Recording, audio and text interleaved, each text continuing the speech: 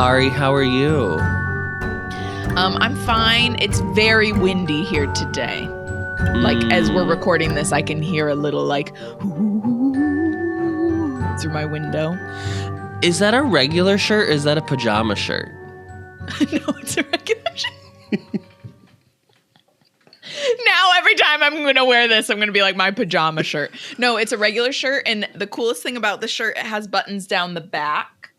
Can you see? Ooh, I'll be wearing buttons down my back. Ribbons down my back. Do you know what that was, Adam, for me? That was my wrong song that I was given in college. Did you guys do this?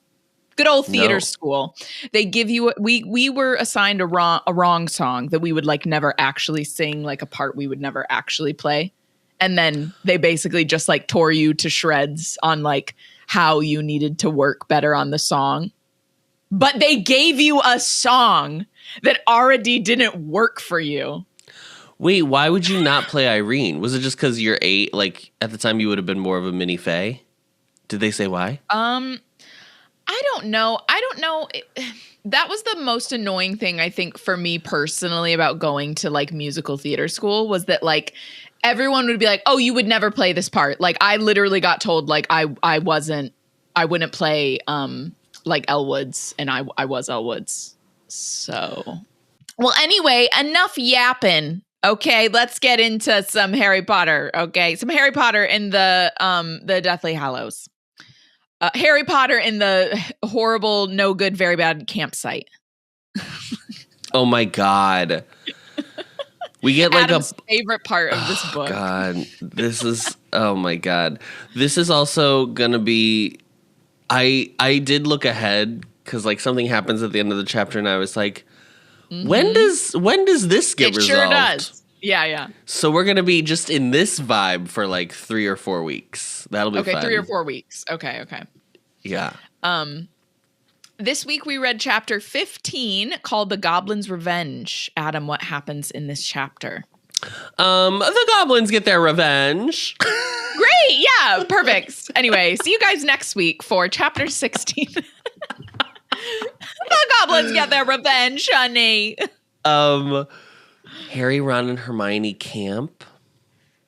They discover the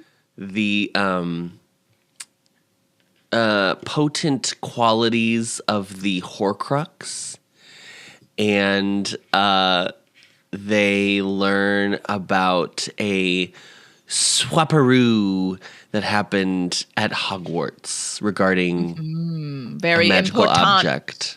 Mm-hmm. And we learned some goblin lore. That's fun.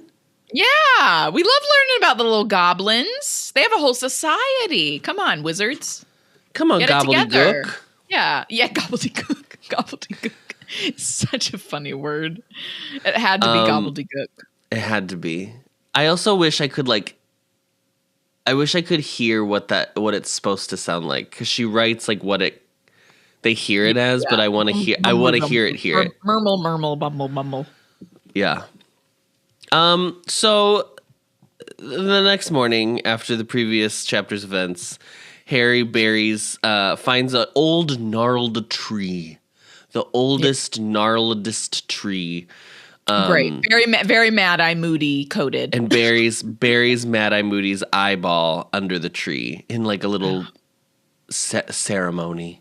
Mm-hmm. It's not the most he could do, but it's the best he could do with what he was given. And it's probably better for his eye to end up there at least than like in Dolores Umbridge's wall. Oh, yeah. This is, you know what? For Harry, this is a lot. Harry's not a very... But Harry, you didn't even check if he was a organ donor. Maybe he wanted his eyeballs to be... Where's his driving license? Excuse me? Where's his driver's license? Dear Harry, why don't you honor a dead man's wishes? Anyway, this is my reminder to everybody to go make yourself an organ donor. If you're not already. Yeah, I am. Are you one? Are you and RJ organ donors? Organ of course. Donors? Yeah. Proud. Do you know if RJ is, or you don't know? I don't know. I think so. I know I am. I think he is. I don't remember. Okay. So now so he goes back to camp. He waits for Ron and Hermione to wake up, and then once awake, they decide like, well, we should probably just keep traveling so that we don't stay in one place too long. So that God bless you, it's not. It's harder to like track them. Yeah. So they pack up their little tent and they travel to the outskirts of a small market town. They just separate to a small market town. Market town. I am located near a small market town called Bedford. Mm-hmm. In Bedfordshire. Do they know? Have they been here before? They all... No, this was I don't know. Doesn't matter. This is a great question. Matter. I wondered. Because I'm like, okay, so who's been here before? Right. Because she makes it a point of like... she makes it a point of like saying like Hermione brought them to places she knew previously. And there's like later, I believe she takes them to another like famous British forest or something like that. Yeah, Forest of Dean. Right. I wanted to note that they pitch camp in a small, or they set up in a small copse of trees. Have you heard of this word? A copse? Well, a copse is not like a little surrounding, like a little... The definition of copse is a small group of trees. So she said they set up in a small group of trees. Group of trees, yeah. But I was like, oh, that's a new word I hadn't heard before. So that's our vocab for the day. Everybody write that down. Write that down for the pop quiz. We've got we learned amour previously. Now we've got cops. A cops. Mm-hmm. A cops amour. And not the show. Not the television program Cops. That's different. Not the infamous show Cops. Bad boys, bad boys. Yeah. The 90s. Yeah. Oy, oy, oy. Eek. So, Ron is getting a little hungry. If we remember, he did not partake in much of the meal last evening. Yeah, he's not doing so hot, and so he's healing, like, so So he's like, let's go somewhere that has a bacon sandwich. Babe, that's not what's gonna go on. I just want to be clear from the get-go. That's not how this is gonna work. Y'all just go up to McDonald's. Just apparate to a McDonald's, if that's what we're doing. But also, like, they could have done that, couldn't they? Yeah, they could. They could have gone somewhere in the Muggle world randomly. I don't know why. They have some Muggle money. Like, I understand that they're not resplendent with cash, but... I've thought about that before, actually, because I'm like, the fact that they're going out to the middle of nowhere, I don't think, because they're concerned about the Death Eaters, I don't think that makes them any less safe than if they literally just apparated into, like, a shopping center parking lot. Do you know what I mean? Yeah. Like, I don't think it's that. So Harry goes to get food. He goes into the little market town to get food, and he comes back like very quickly because he all of a sudden Dementors came out of nowhere. They didn't attack, but they were just like, hey. Yeah, hey, girl. Hey. They also were going to the market. Too. Yeah. What, they can't get groceries anymore? God forbid a bitch buys groceries. How dare they try to feed themselves? And Harry they're feasting on the souls, though, Adam. Or the sadness. The sadness of souls. The sadness of souls. It's actually the sadness of souls.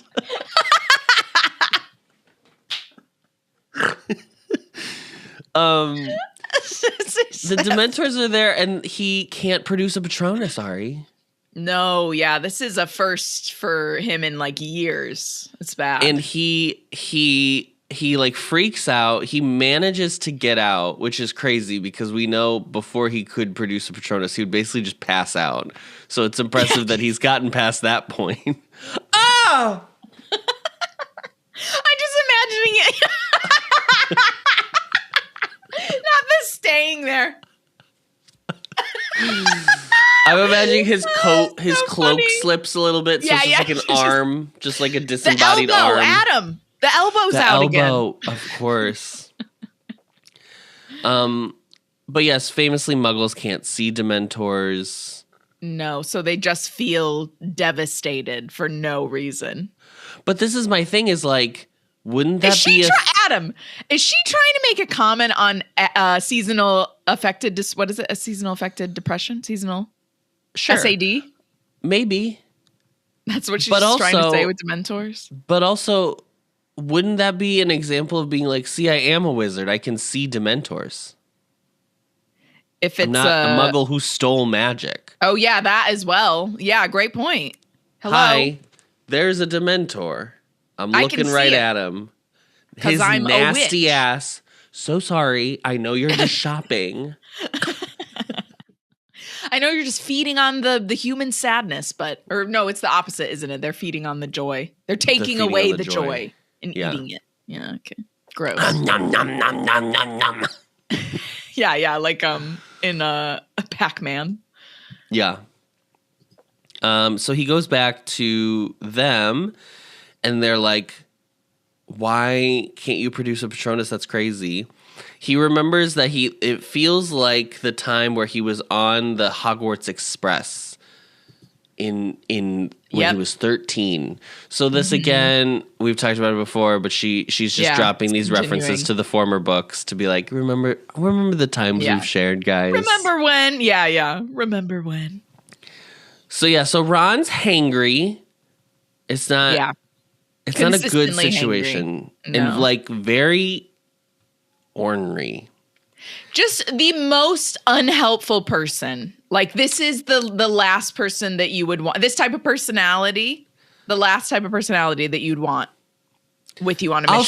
I'll say it. This chapter sucks. Just because you have to deal with this energy for like Just Ron 20 is pages. unbearable, basically. It's bad. Oh my God, this is the worst too. Because I think, and you're probably going to talk about it in a little bit, but just how it's like he doesn't offer any suggestions, but he's constantly like, okay, so what? Yeah. Okay, I'm like, please shut up. Then, like, unless you're genuinely curious about what's going to happen, cool. Then we can ask questions. I cannot stand people like that.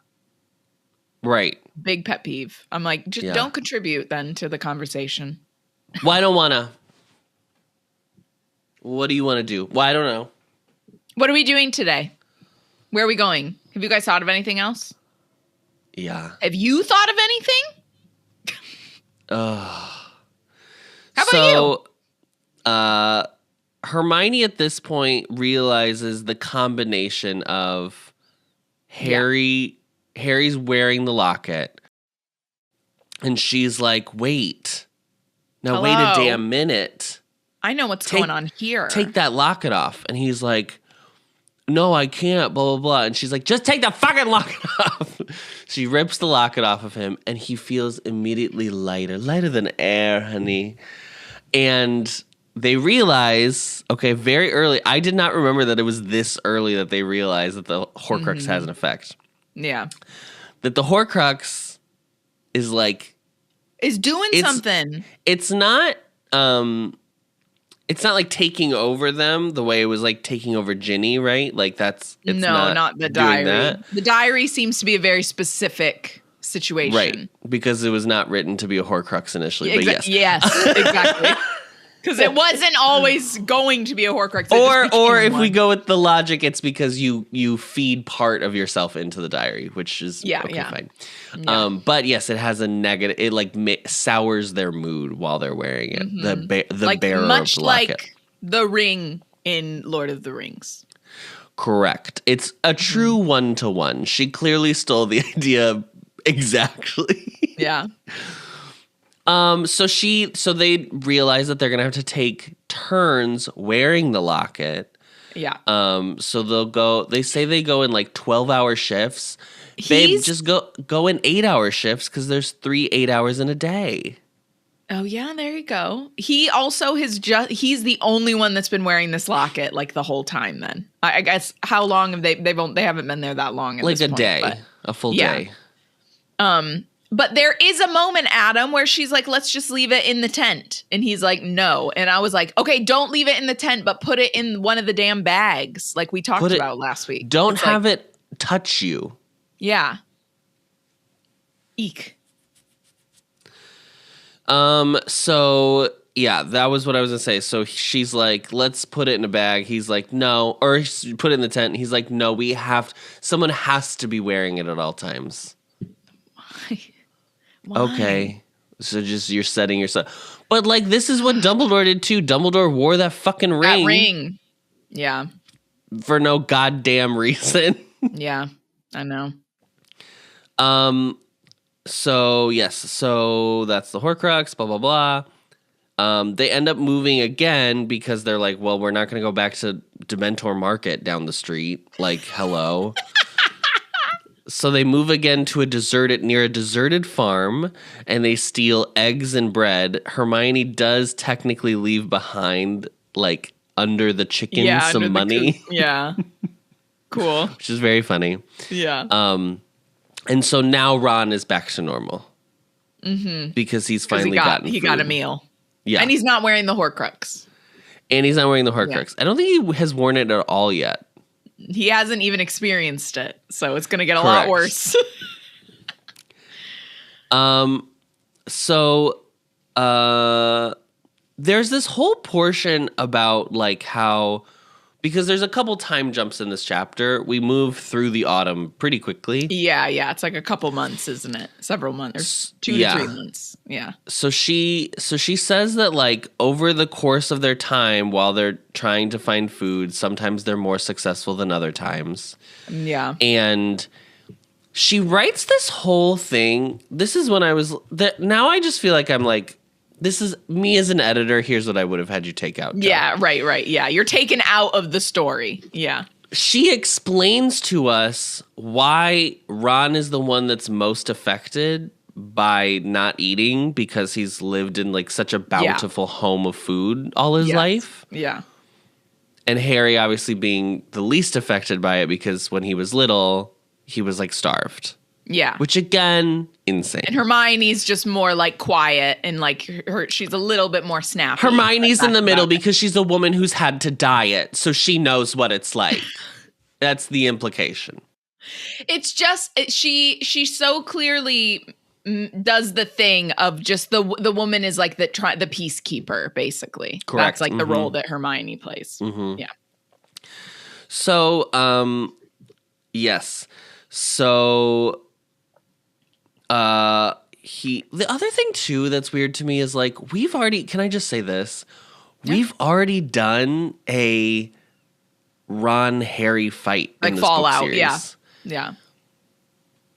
I don't know if like I would have necessarily believed a Harry Hermione fallout unless she she couldn't do that, girl. He needs Hermione too much. He needs Hermione too much. Ideas too much. Only reason I would believe it is if she like made it that Hermione tried to take over like planning everything, and then Harry snapped to her, and then she like got upset and left. Yeah, I like still that love I could your believe, idea. but then like she would take everything with her.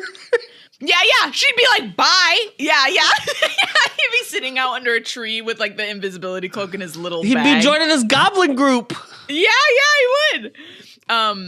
But I still really, ever since you mentioned you could have had Ron like step up and be the one that is kind of like approaching it with more of a strategy. I love that idea so much. And I keep thinking about how that was such a missed opportunity, because you never gave Ron that chance so far. But if she could have done it in the last book, that would have been incredible. But no. Do you think J.K. Rowling likes Ron as a character by this point in the book series? I think she likes the purpose that he serves, like for Harry, like that it's like he kind of adds something else to the mix, but not enough to give him his own story and like, because you can tell she likes Hermione. She obviously sees a lot of herself in Hermione, and you can tell Harry she loves Harry, right? So, yeah, but I don't think she likes Ron. I think she imbues him with some of the things she doesn't like about men generally. And she very much sees Ron as like the sidekick, which is the problem, that he is kind of written as a sidekick. I know she tries to create some type of narrative with him and the brothers and all that, but then I'm like, then you make it even worse, because it's like, well, then he never can. Yeah. You've given him Harry Potter as a best friend, so right, like self-fulfilling prophecy, basically.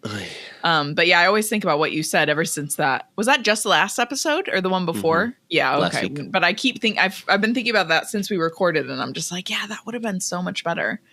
We'll see when he comes back. I think he is a bit more of a team player. I mean, maybe we don't know. Maybe we'll never see him again. What do you mean come back? What do you mean, sorry. Ari? I don't know. So Ron can't handle no food. I just was like, the reason I was upset about this portion, and I would have edited it out, is because like she's explaining what the audience already knows about the characers. If you've she could have done it very briefly. Been like, of course, Ron, who's been, always had a home cooked meal, is being a little baby. Yeah, I even feel like by book 7, and you're trying to transition these books into being like, they're not adult books, but like a more elevated young adult situation, right? We're going to get into philosophy at some point in this book. It's going to be very intense. But like, you don't have to write everything we have to believe. You can let us discover things on our own. Like, you could explain all this, and then when we're thinking about it, be like, oh, and it's obvious because Ron has always had a home-cooked meal that he, like, doesn't know what it's like to not eat 3 times a day, right? Like, blah, blah, blah, blah, blah. Mm-hmm. That would have been a nice discovery for a reader to be like, wow, oh, cool. Okay, maybe that's my point. So, yes. Why did I write this? Rely on a bit about. What does it say? Oh, I know where we are. Okay. So, the other thing that Ron, with his sour mood, has turned into is he's not contributing, as we were discussing, he's not contributing to the general ideas and planning of what's going to go on. So he's like annoyed. Yeah. But then he has no suggestions. He relies on Harry and Hermione to make all the decisions. Yeah. That is about to happen. Yeah. This is a fully grown qualified wizard, by the way. Yeah. Supposedly. This is allegedly an adult. We're led to believe. Mm-hmm. So that's really frustrating. And then over time, as they keep discussing, they kind of keep talking in circles around like what they're gonna do, where the Horcruxes are, what to do with this Horcrux, how to kill it, right? And they're at an impasse. They kind of don't have anything to go off of because Dumbledore didn't fucking tell Harry anything. Yeah. And he's told them that. So he's told them this was everything that he knew. Right. They know that's the extent of what they're going to get out of Miss Dumbledore's. I mean, now, granted, again, could have taken the headmaster portrait. Okay? Maybe you could have helped. Those books out of there. You could, or not out of there, but out of a window. You could have Accio Dumbledore portrait. Mm-hmm. But yeah, Dumbledore is of no help to them at this point. Yeah. However, upon conversation, they have thought that obviously, there is Voldemort has put all of his Horcruxes in locales that were like important places for him. Yeah. So like, and then Harry goes through all the places he knows that would have been important to him at some point. They rule out Borgin and Burkes because obviously they would know Horcrux because they were purveyors of the fine dark magic. They discover the orphanage is like demolished. So, he would not have left anything. He wouldn't have left anything there That's anyway. Like Harry leaving something at the Dursleys. It's like, no. So they rule out those two, and then Harry's like, I think there could be something at Hogwarts that he left behind. Yeah. Which they both are like, well, that's crazy. Why would he leave it there? This is like the Malfoy Death Eater situation all over again. I know. Like, guys. And also just think about it for 2 seconds. Just 2 seconds. Yeah. Just think. 2 seconds. Think. The Chamber of Secrets was 2 there. seconds. Chamber of Secrets. Obsessed with the founders. Yeah. We already know the Hufflepuff cup. Yes, because he's seen that. Yes, he saw the memory. He's seen it. We just don't know where it is. Yeah, we don't know where. Yeah. And then he assumes there's maybe like a Ravenclaw thing. Mm-hmm. And we know he's gotten the Slytherin ring. Yeah. Or no, Slytherin's locket. Sorry. Oh, yeah, Slytherin's locket. Yeah. Well, kind of Slytherin's ring because it was like a Slytherin heirloom. Yeah. So heirloom. Not wrong. Yeah. Yeah. I just would be like, oh, yeah, I'm sure it's at Hogwarts. And then they're like, well, Dumbledore would have found it. Dumbledore didn't find the fucking Chamber of Secrets for 50 years. What do you mean Dumbledore would have found it? Yeah. Huh? Okay. Also, I don't know if I would believe that just about Hogwarts in general, that it would like just to so quickly be like, oh no, there can't be anything there. Like I would be like, it's Hogwarts. So there. Dumbledore didn't even know there was a vanishing cabinet that was getting fixed in the room of requirement. Like, why do you think he just knew everything? I'm so confused. Use this last year specifically as an example. Like, he didn't know what was going on during that. That's the first thing I would say if I was Harry. And if I was Harry, I also would be like, well, you said that about Malfoy last year, and I was right. So right. I don't think Harry's good at arguing, though. I think he just gets mad. He just like wants to end the conversation, basically. Mm-hmm. He just goes quiet. So Harry still is having visions. He's still connected, particularly when he's wearing the locket. He keeps seeing flashes of the boy the thief who stole the thief. Yeah. The whatever it was. We don't know. Because again, we still have no idea in a what he would have stolen from a wand maker. No idea. Yeah. He stole 20 euros. Yeah, it's crazy. Yeah. He stole that. He popped up in there in that whole workshop just for 20 euros from just Grego. To open the cash register. Yeah. Mm-hmm. Yeah. Bye. And Voldemort is such like a... How dare you? We have to find this culprit. We have to get petty crime, not acceptable here in my wizarding world. Jesus. But again, we don't know who this person is yet. No. And Ron keeps asking when he notices Harry has his like scar hurt or whatever. Yeah. Because he can't hide it. He is having trouble not reacting to it. And so he'll be like, what'd you see? And then he'll just be like, yeah, it's just the face again. And Ron's like annoyed that it's not like, well, this is what Harry assumes. Harry assumes he's annoyed that he's not getting like updated about the order or Ron's what's going family. On? Yeah. Like he's like, it's not a radio, girl. I know. I was like, he's not like flipping through channels on a TV. Yeah. Also, Ron, you don't want to see Voldemort. You don't want to see your family through Harry's connection with Voldemort. That would be bad, girl. That's why I was like, Harry, say that. I'd be like, I'm seeing what Voldemort is seeing. So if I'm seeing your family, that means Voldemort is seeing your family. We don't want to go there. You don't want that. Yeah. Right. Jeez. I get being anxious about his family, though. I do understand that. I do. That's the one thing that Ron says in this that I do agree with. I get it. Yeah. The one thing. Pretty much. I'm like trying to think if there's anything else. So we get a time jump again. We're now fully in autumn. It's rainy. It's dreary. The leaves are falling. Blah blah blah blah blah. We have another argument about food. Hermione has made fish or something. Yeah, she like found some little silver fish or no little. Is it gray fish? I don't know. The way it's described by Ron, it doesn't sound good. It's not appetizing. It's not salmon. Okay. And so Ron. That is crazy. Yes. Why didn't they just get salmon then? Are they in a river? Acchioed salmon. I don't understand. Are salmon fresh fish or saltwater fish? Are they fresh fish? No, I think they must be fresh fish, aren't they? Because it's like through the rivers. They swim upstream. And you see like the grizzly bears getting them and stuff like that. They must be fresh fish. I have always assumed they were saltwater fish. I've never thought about it.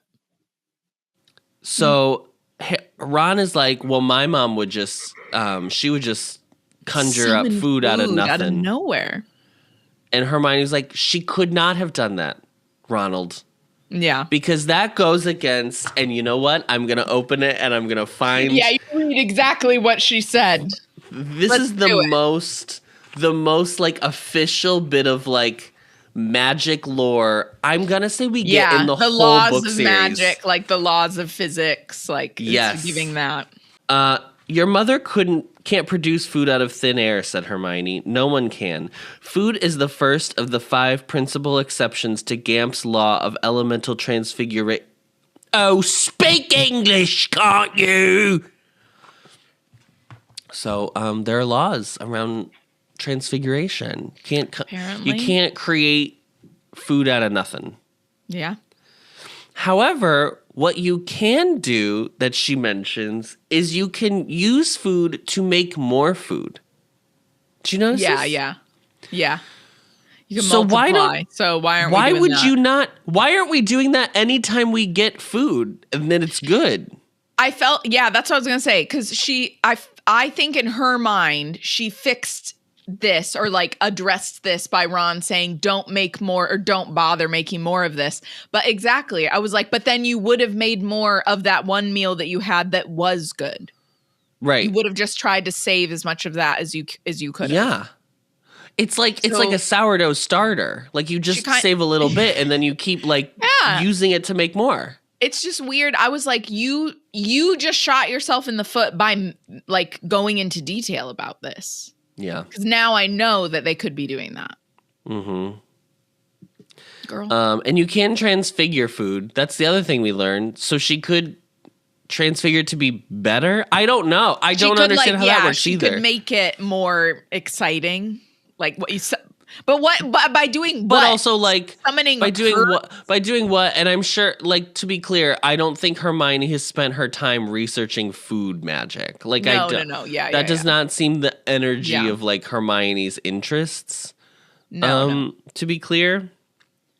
But I just am like, but isn't that still improving upon the food? Still would be summoning something because it's like you improve upon food by giving it more flavor.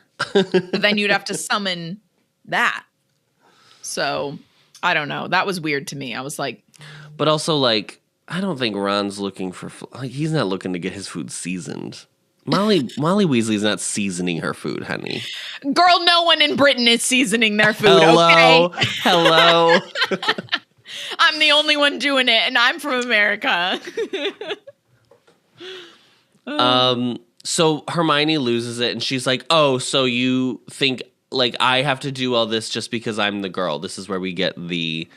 I'm the girl. I'm glad conversation. She said it in story. You're right. In Hermione. Story, call it out. And they just have this big argument, which Harry ends up interrupting by being like, "Shush, shut up." Hermione rounds on Harry and is like, "Oh, so you're gonna agree with him? How fucking dare you?" And he's like, "No, there's someone outside. Stop talking. There's someone outside." Listen. I hear something. And so they all become quiet and they hear like footsteps. And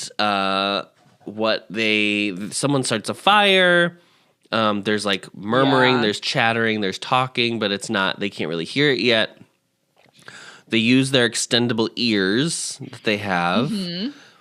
And they toss them out, or however they work. Who knows? They toss out the ears. The little ear like waddles across or whatever happens. And then they can overhear it's a group of goblins, one of them being Grip Hook. Yeah. Our beloved Grip Hook. Yeah. Just by chance. And some other folks who are not goblins, because there is English being spoken as well. Mm-hmm. And we learn that there's 3 men. There's 3 wizards. Again, it's 3 men. Who cares? There's 3 men. We have Ted I'm pretty Tonks. sure the goblins are male as well, Adam. So it's just a bro fest. Ted Tonks. Mm-hmm. Famous Muggle-born Ted Tonks. Yep. Dean Thomas. Yeah. Uh-huh. And which I guess I didn't realize. I mean, I guess I should say I think I'd forgotten that Dean was like raised by a single mom and then like later found out that his dad was maybe a wizard. Is like what they realized? Yeah, I forgot that this was his story. And then there's also he was Muggle-born because of the whole like football or soccer poster, you know. Yeah. And poor Seamus Finnegan should have been here too because me dad's a Muggle, mom's a witch. Oh, but I guess his mom is a witch. But then, because Dean is saying they don't know for sure if his dad is a wizard, so that's why he's in hiding. Yeah, so he could have been Muggle-born. And then there's another guy named Dirk who stole Dawlish's broom that we've talked about. Yeah, Dirk Cresswell was mentioned previously. Like in one of the previous chapters of Running, so he's gotten away. Or he was turned in. That was what it was. He like faked a family tree, didn't he? Wasn't that him? Oh, this is him from the last chapter. Yeah. Oh. That's how we heard. Yes. We heard the name before. But I just didn't realize it was his last name. Okay, yes. Yeah, Dirk Cresswell from the last chapter. Great. So this is our troop. Goblins and then these three guys. Yeah.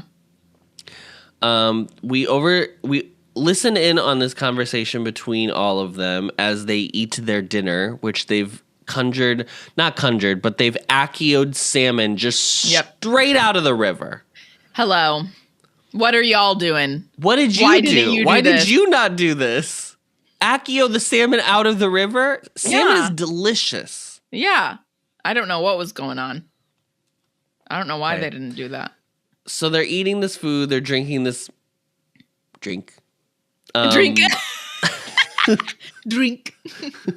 And they're having this chit-chat conversation. They start by saying, like, the goblins are like, well, we owe allegiance to no wizard. That's not our gig, honey. That's right. You tell him. And then I don't know who. I don't know. I don't ever know who is the one that says what. I'm just going to be so clear right now. It's mainly Ted. Ted is the one that's talking the most. Yeah. And so he's like, oh, I thought like you all would be on you-know-whose side.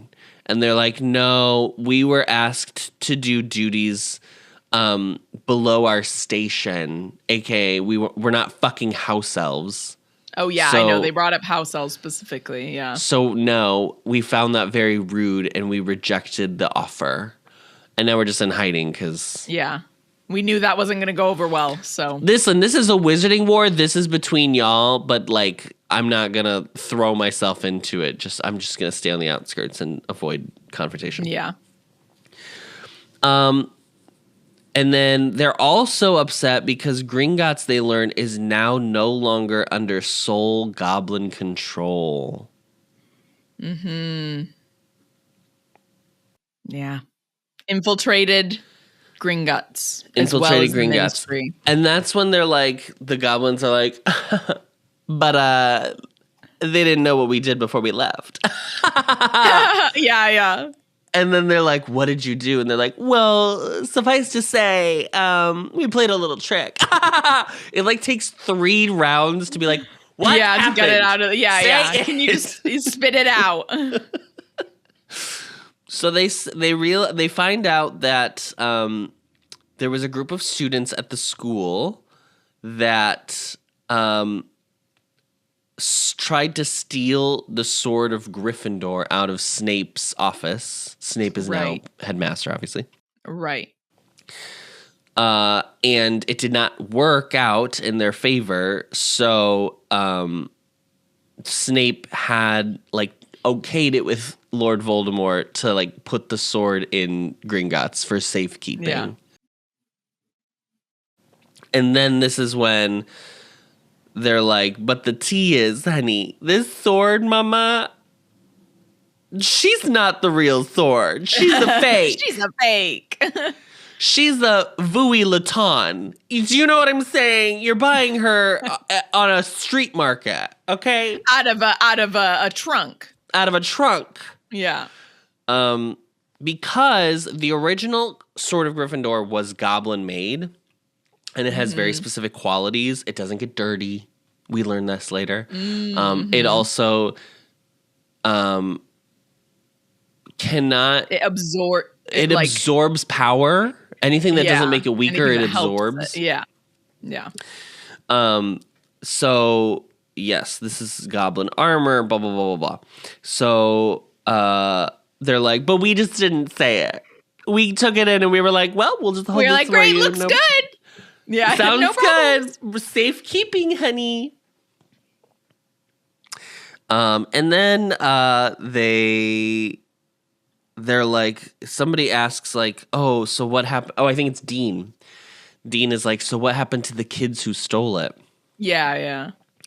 Somehow they know it was Ginny who stole it. Wait, I have to look at this again because why? Yeah, Ginny, how would the goblins? Neville, and Luna. Well, because I think Neville and Luna we learn through Phineas. He's the one who brings up Longbottom and Lovegood. So that's how we know it's the two of them. Yeah, it's just because Arthur told someone that Ginny. No. Excuse me, it was Bill. Bill Weasley. That's what it was. Gringotts. Yeah. Bill Weasley worked at Gringotts. That's right. His sister tried to take it. Yep. So yes. So he's like, so were they punished? What happened to the students that did it? That's what Dean asks. Yeah. And then it's crazy to me the goblins have all this intel, by the way. It's insane to me that they know how people get punished at Hogwarts. What are you talking about? Yeah. So apparently they were sent to do they just say they were punished very cruelly by Snape. That's all they say.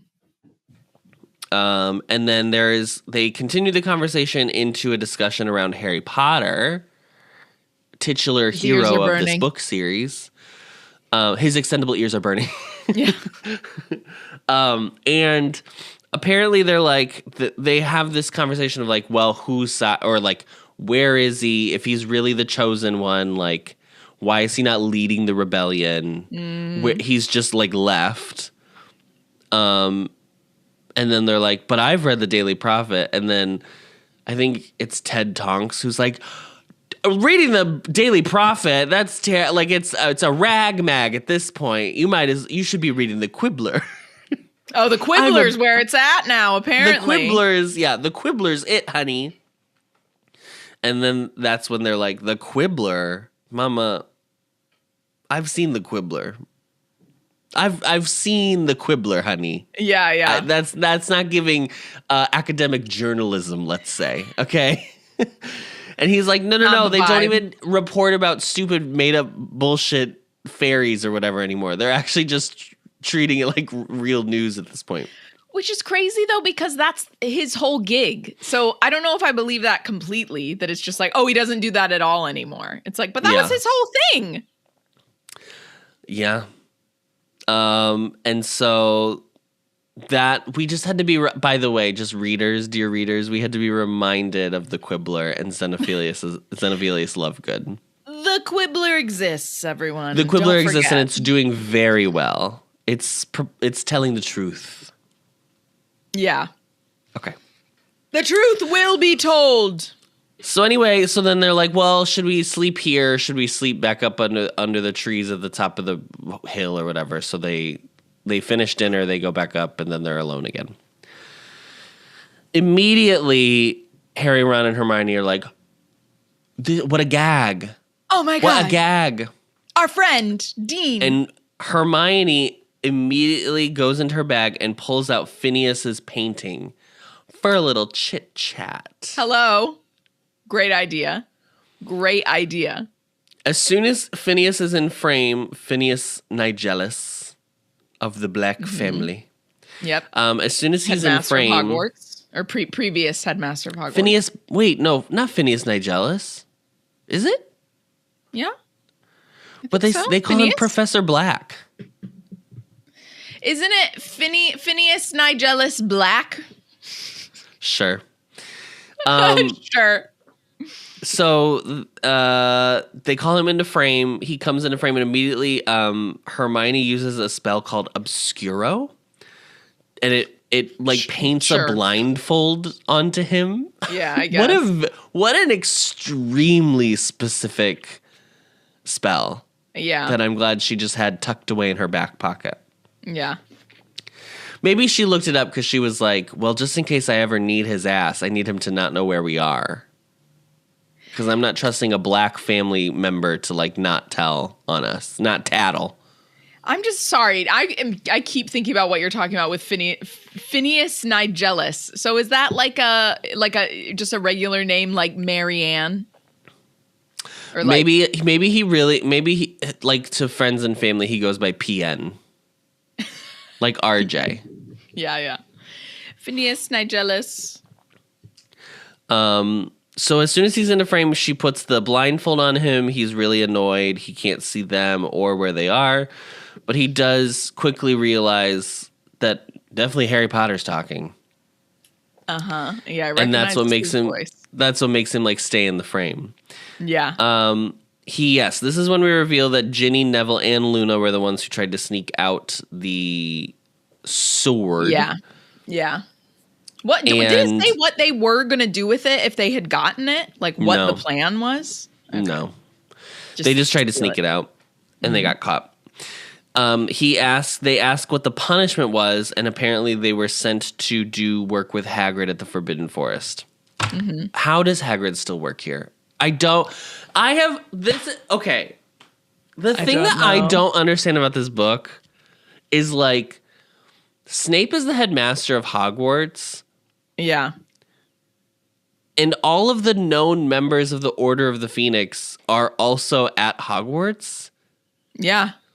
And they just like let them be. It makes genuinely no sense to me because you could go with the theory of like, well, they don't really know who the members of the Order are, except Snape was in the Order of the Phoenix. Yeah. That was they the whole point. Do. That was the whole point. That's one. That I don't understand. But two, I don't believe that they wouldn't, like, let's say, right, they don't kill Hagrid because they're not trying to, like, whatever. Whatever. But let's say it's not that they're going to kill Hagrid. They're definitely going to fire him and Ferenz. Like, they're not, if your whole thing is purity of wizard blood and you're, like, not teaching defense against the dark arts, but you're teaching dark arts, you've gotten rid of Muggle studies, ostensibly, like, you're not keeping around a half giant and a centaur to teach children. Well, especially because obviously they made it very clear the Muggle studies teacher was not going to be hanging around. So I was like, and squib for a caretaker. Yeah, and he's still there too. So I don't know. The squib I could see just because obviously he's doing like, he's upkeeping the castle. Menial so they'll be like, labor. oh yeah, right. There you go. Like I could see them being like in your quote unquote rightful place, like awful crap like that. But yeah, is with Hagrid and like in Minerva, like Minerva still being there, like there is something that it's like, we're just supposed to believe it would be too suspicious. So they're trying to keep as many of the regulars there as they can, because obviously he hasn't fully revealed everything yet. I think you're right that like eventually they're all going to be gone or like. But then I don't understand. Like I don't understand how Minerva just is like, okay, and then I'm just gonna go back to teaching as normal. Like I'm not saying like whatever. It's just weird to me because like you wouldn't. I don't know. I mean, I get the point of being like, well, she's not gonna abandon the children, the kids. Yeah. But then I also am like, yes, but to this point, there is no explanation of like Snape is working both sides, right?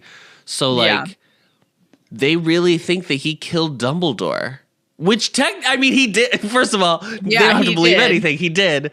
Yeah. But it's so, I don't understand. It's one thing to be like, well, I'm going to go back and do my job because whatever. But like, she has to work for Snape now. It's so strange to me. This is why I feel like she couldn't have written this book from inside the Hogwarts perspective because it really doesn't make sense at all. You can't think about it too long. Yeah, no. You can't think about it too long. Which to a degree, fine.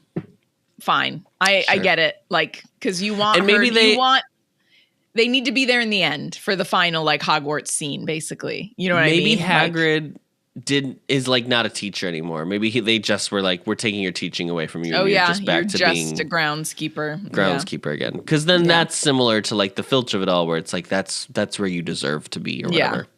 Maybe for McGonagall, it's like, who else is a Gryffindor that could have been head of Gryffindor? Like, is there anyone really? Not really. That's the only argument I can think of. I mean, we don't know any of the other teachers' houses, but no. But also, it's very strange. It's only her.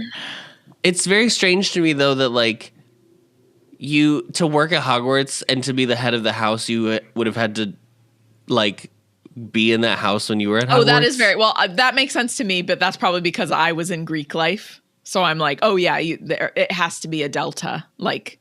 In my mind, like it was always like, if you are in this position in Delta, like at Delta headquarters, you were in a Delta sorority. So in my mind, I'm just like, oh yeah, you have to be like a legacy from the house, basically. Or not legacy is the right word. That's different. What if but if there's no other Gryffindor and she drops dead, what happens? Yeah.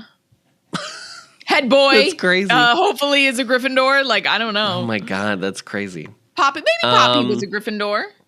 I feel like she'd be like Ravenclaw or Hufflepuff more likely, but maybe she was a Gryffindor. Friedrich is snoring, by the way. He's so loud right now. Oh, gee, we have one of our dogs, Gigi, snores. It's so funny. Okay, so yes, so the punishment for the three of them was to go help Hagrid in the Forbidden Forest. Yeah. And then Harry's like, well, that's good because it wouldn't have been that much of a punishment then. Like, yeah, they probably would have had a great time with Hagrid. Yeah. Is what he says, yeah. This is when, my note is, how is Hagrid still employed? And because the other thing, too, is like, I would believe Minerva stays for the kids. Yeah. Hagrid was so fiercely loyal to Dumbledore that it's like, how did he not try to kill Snape? I don't know. I don't know what the order has going on. I think it is just, we're just supposed to believe they're staying there, like to be close to, keep your enemies close type of bullshit. So then they ask Phineas about the last time the sword was used or like taken down from its case. Yeah, case. And he says he remembers that Dumbledore used the Sword of Gryffindor to destroy a ring. Yes. Here we go. Okay. So confirmed. Yeah, exactly. So then that's the end of the conversation with Mr. Phineas Nigellus Black. Pretty much. They're like, okay, see ya. Have a good one. Thank you. I love that they don't think that he would immediately go tell Snape. The craziest conversation just happened. You'll never guess where I just was in my other little portrait.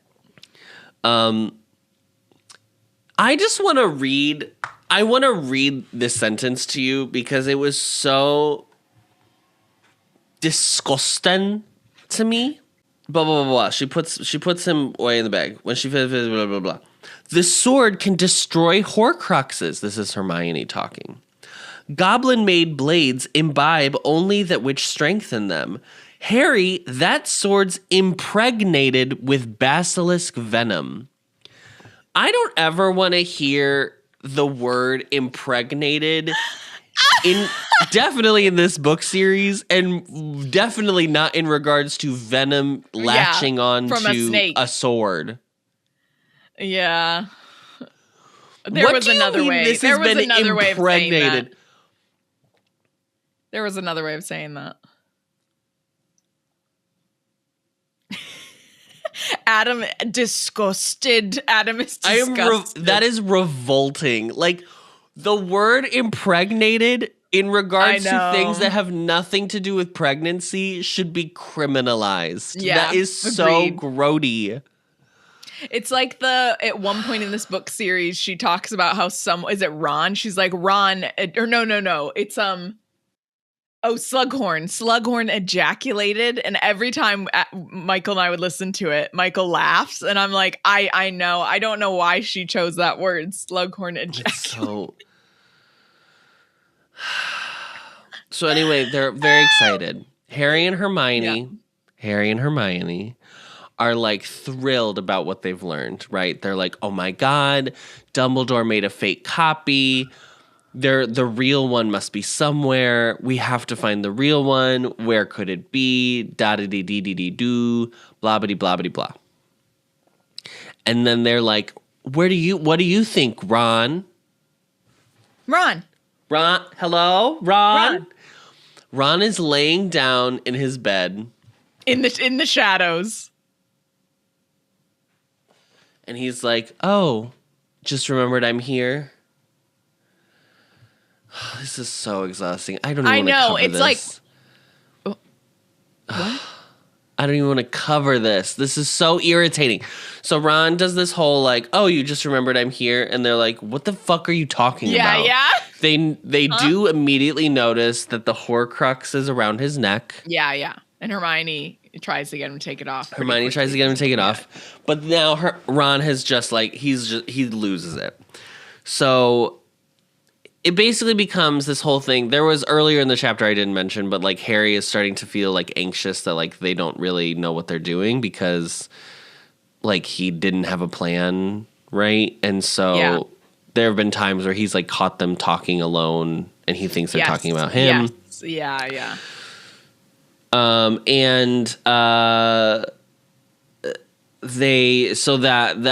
That's also here. So then like Ron brings up like, you know, I thought this was going to be a little cakewalk. I thought we were just going to have a nice time and we were going to find these little Horcruxes and we were going to be done. And Harry's like, and you thought what? You'd be back with Mummy by Christmas? Yeah. Is that what you thought, the hell? sweetie? Yeah. And he's like, well, I just thought you had a plan. And Harry's like, well, I guess we now know the truth. I told you everything that I knew. Yeah. Right. You knew everything I knew. Yeah. And obviously between the three of us, neither you or I, it's Hermione who's good at critical thinking here. So obviously. Also that. Jeez. So then Hermione is like, just take off the Horcrux, like you'll feel better. And then this is what annoyed me. Get it off.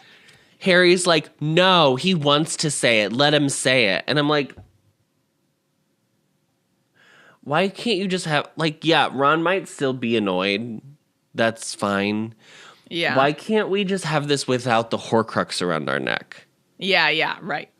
Can we just take it off? When we're all in the tent, can't just no one wear it? We're all here together. Yeah. Can it just sit on a table and you all look at it? Put it in the freaking bag. I don't understand this, like... Yeah. Especially it's so because annoying. The locket has been... just in random places and like is still safe, like has been previously and was fine. So I'm like, yeah, and it gives that kind of energy of like, because the Horcruxes are the Horcruxes, they have this kind of life where they like save themselves, kind of like the ring. How the ring in Lord of the Rings, it can protect itself. Yeah. Anyway, that really made me mad because I was like, okay, fine, you can still have this argument, but just let him take it off so at least we'll be 10% more level-headed. Yeah, like, right. We don't need to add fuel to the fire. Yeah. Jesus.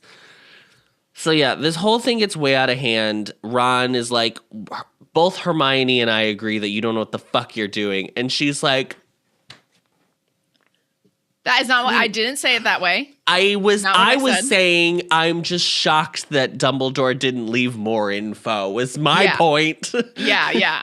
Same. And then Hermione. of course Harry's like, you both are trying to attack me and I'm just out here and I'm trying my best. It's so hard to be the chosen one. You guys don't get it. Don't know what the fuck it's like. And then Harry's like, oh, my parents are dead. That comes up again. Like, Ron's like, it's easy for you guys with your families being out of the way, which is not how he should have said it. And then Harry gets upset and says, my parents are dead. And Ron's like, yeah, and mine are going to be dead. if like nothing changes. So I understand, this is the part where I understand where Ron is coming from, because the more time that goes on that they haven't figured this out, the longer his family is like in danger, because they really are like just like known as like the biggest blood traders, basically. We have been made very aware of that. Mm-hmm. So that I get. Everything else about how Ron approaches this, and like, no, but I understand that he is feeling more pressure like to figure this out quickly than maybe Harry or Hermione are, in terms of like they don't have family that is directly in like could get caught in the crossfire. So. Yeah, I mean, I understand that point, but also like Hermione is about like if Hermione even presents herself as a Muggleborn, she's gonna be thrown in prison like immediately. Like of everyone here is like I think the most vulnerable. But yes, I understand what you're saying. Yeah. She is the most vulnerable as a person. I think Ron is very much not worried about himself. He's worried about like his family, his siblings, like it's like, you know, the other people that he has no control over what might be happening to them right now. And it's making it worse that they don't have any information. Cause like later they introduced the whole thing about the radio station thing. Do you remember this? No. Okay. Oh, it's so good. Where then they kind of are hearing a little bit more about what is happening in terms of like the resistance, what the Order and people that are trying to stand up against Voldemort are doing. But we only find that out because Ron leaves and comes back. So we wouldn't have known that. But yeah, it's not, nothing about this situation is handled well. It's so bad. It's so horrible. No. Hermione is the only one that is like trying to do something good here. Yeah. Well, she like throws out a Protego spell, so there's like a big shield between all of them that they can't like, because the boys are about to start dueling. And it's between her and Harry and Ron is on the other side. So in that moment, I don't think she intended to, but she just happens to be on the side with Harry by chance of like where she was. But I'm sure for Ron, it was more of like do you know what I mean? This is so funny. Yeah. Worse. This is so funny because in my head, I pictured it as like, I guess, it's just a shield. So it's just like a wall, basically. Yeah, but in like my head, because I think it says that they get like blown back by it, by the shield, they like get pushed back. Yeah. I pictured it as like a bubble. So then I just pictured like the three of them in a triangle. Yeah. Yeah, I guess it makes sense. No, she's on the side with Harry. Yeah. Yeah.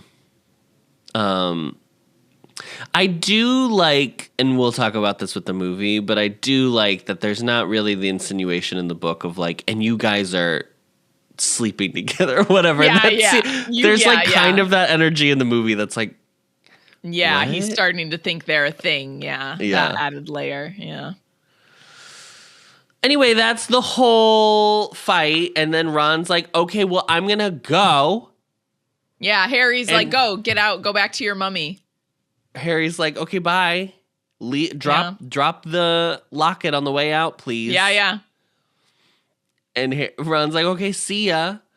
And Hermione tries to like get him before he leaves, but because of the shield charm, she can't get through. By the time she like undoes the shield charm, he's out. He's just separated. She's distraught. She cries in a chair. Harry covers her up with Ron's. I thought that was very sweet that he gave her Ron's like covers from his bed while she cries. I don't think he was that intentional, but no, I know. I meant sweet in terms of like I liked the symbol, symbolism of like giving your dog your blanket when you're leaving sad, for the weekend or whatever. Yeah, they're missing. And then he lays down, and then that's it. That's the chapter. Ron's gone. Golden duo. Gone. Yeah, he left.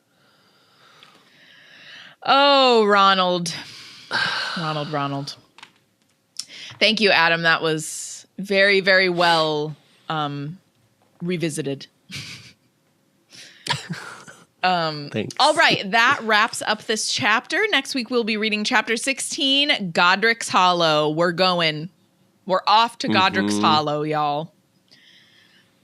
We do have some comments this week.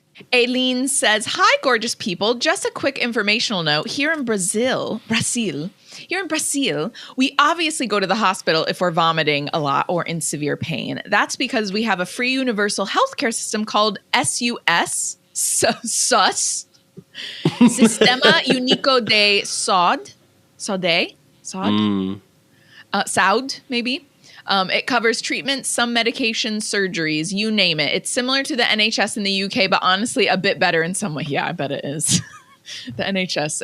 It's, you know what? I will say it's because the NHS is not getting the funding that it needs, and it would be better if it got. So it really, it's a shame because it's not the healthcare professionals' fault, but it needs a lot of work. Of course, it's not perfect. Sometimes there are long waits to see specialists, and in certain cases, people have to go to court to access specific treatments. But even that process can be free depending on your income, and most of the time, the system works. That's good. What's even better? SUS is free for everyone, including visitors.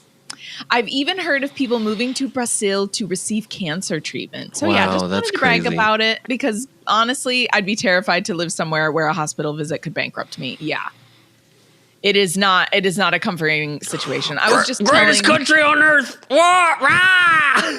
We just had our wrap party for the short film, and I was telling people about how like sometimes in America people will call the fire department so they don't get charged by like the ambulance because the fire department obviously can't send them like a hospital bill. So they'll call them and be like, "I'm having a medical emergency. Can someone come help me?" And they were like, and I was like, "Yeah, it's not good. It's not great."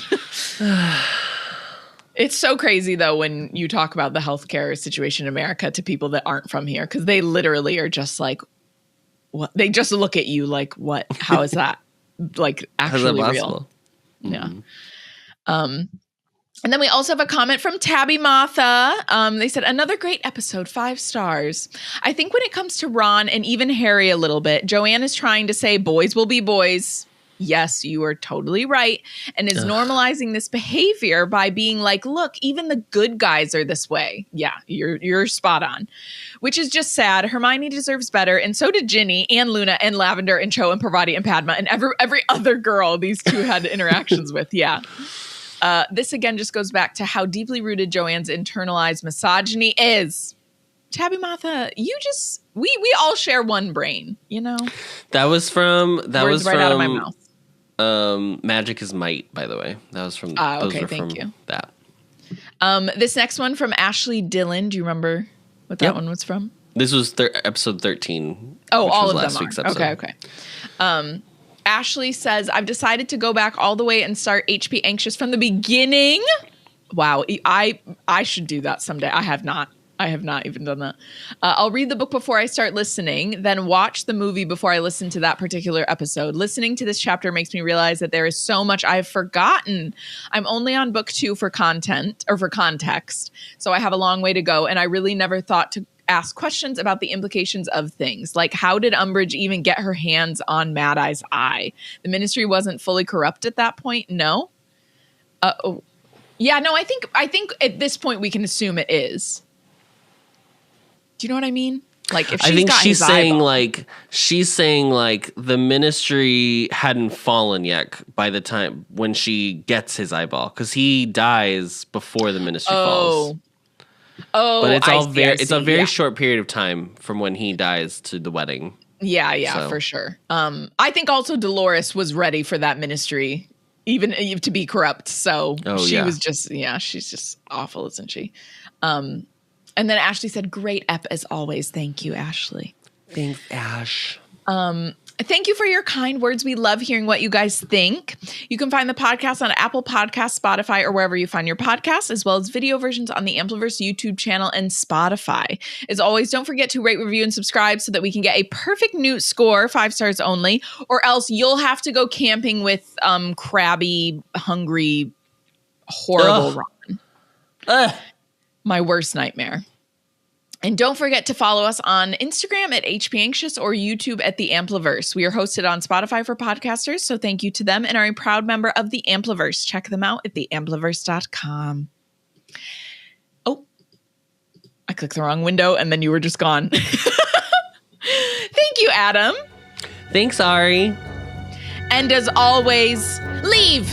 Leave then. Go home to mommy. Go home to mummy.